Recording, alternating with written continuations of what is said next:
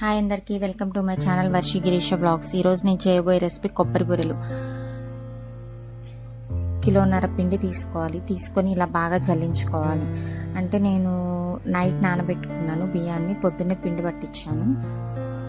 ఆ పిండిని ఇలా బాగా జల్లించుకోవాలి.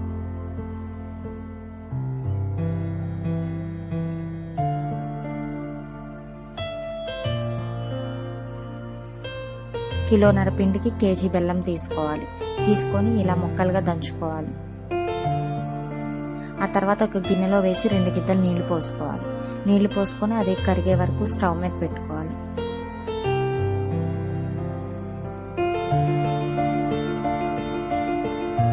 కరిగాక వడకట్టుకోవాలి. మళ్ళీ స్టవ్ ఆన్ చేసి పాకం కోసం ఈ బెల్లం పాకాన్ని మళ్ళీ స్టవ్ మీద పెట్టుకోవాలి.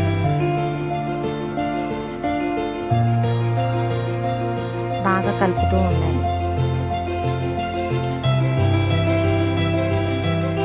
పాకం వచ్చిందో లేదో చూడటానికి ఒక ప్లేట్లో నీళ్లు తీసుకొని నీళ్ళలో ఆ పాకం వేసి చూడాలి. నేను చూపించిన విధంగా వస్తే పాకం వచ్చినట్టు. ఒక చిన్న ముద్దలాగా రావాలి, గట్టిగా కాదు, లేత పాకం రావాలి.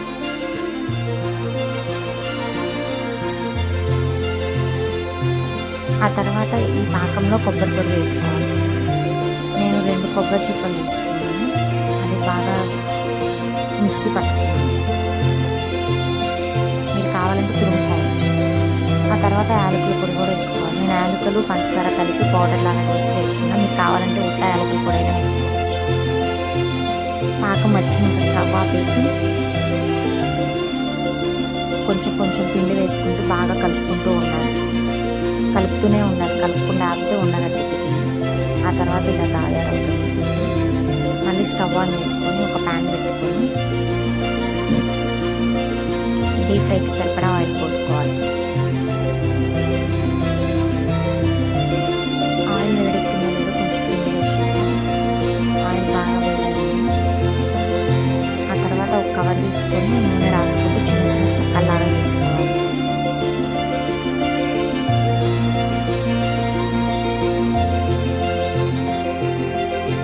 Golden colour